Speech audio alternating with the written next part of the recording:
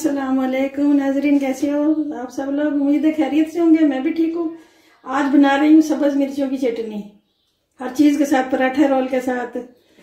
बस सालन ऐसा होता है उसमें ज़रूरत पड़ती है, वैसे भी अच्छी लगती है हर सब्जी के साथ। ये मैंने हाफ गड्डी धनिया लिया, हाफ गड्डी पुदीने की लेनी है, और ये कुछ मिर्चें एक हफ्ते के लिए बना के रख दूंगी। एक गड्डी ये लहसुन की है, 1 चम्मच नमक है, और 1 चम्मच ही मैंने सिरका डालना है, वाइट सिरका।